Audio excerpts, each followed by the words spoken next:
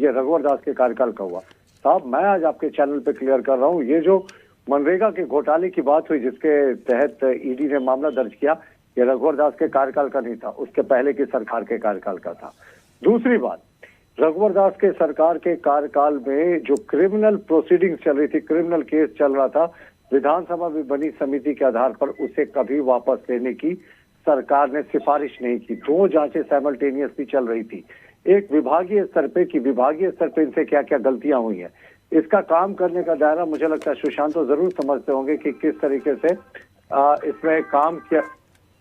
माफ कीजिएगा, कुछ बीच में अभी आप मुझे सुन पा रहे हैं? जी सर, सुन रहे हैं आपको, पूरी आवाज आ रही है आपकी।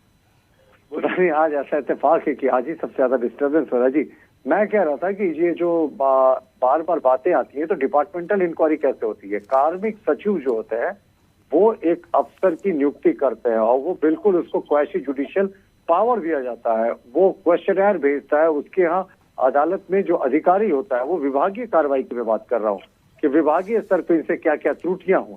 तो ये विभागीय स्तर पे जो फाइल होती है ये सिर्फ जाती है कार्मिक सचिव होते मुख्य सचिव तक, ये मुख्यमंत्री तक नहीं जाती। रूल्स ऑफ एग्जीक्यूटिव बिजनेस में निकाल ले तो विभागीय कार्रवाई में जो क्लीन चिट देने की बात की जा रही थी, तो ये सरकार की 3 वर्षों से ये सरकार थी, ये सरकार को संदेह था कि ये जो क्लीन चिट गलत दिया गया तो ये सरकार कभी भी उसे रिव्यू कर सकती थी। अब सुशांत जी 10 मिनट में चुप रहा, अब 2-4 मिनट तो बोलने दीजिए कृपया। तो अब मैं वही कह रहा था कि विभागीय कार्रवाई जो होती है उसमें मुख्यमंत्री का उसमें क्लीन चिट देने में कोई हाथ नहीं होता, कार्मिक सचिव बनाते हैं, मैंने आपको बता दिया।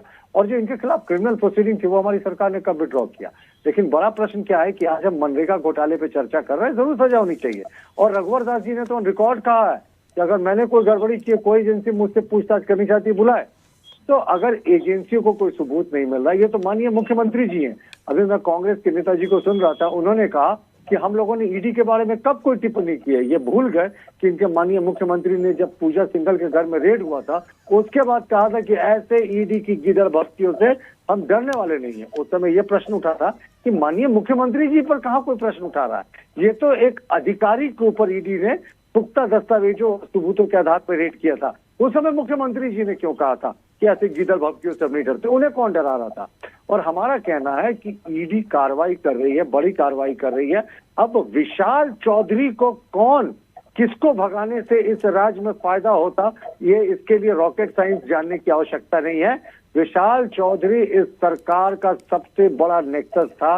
वो जो कहते हैं ना सत्ता के गलियारे में जो 4-5 दलाल मिलकर सरकार को चलाया करते थे, उसमें इसका भी नाम बहुत तवज्जो से लिया जाता था। हालांकि तवज्जो एक करेक्ट वर्ड नहीं। देखिए यही दुर्भाग्य सोनी जी झारखंड का कि गैर झारखंडी यहाँ पर सिर्फ पार्टी के पदों पे ही नहीं, सरकार पर भी यहाँ पे काबिज रहते हैं। सरकार के अधिकारी भी जितने सेंसिटिव पोस्ट पे होते हैं वही होते हैं।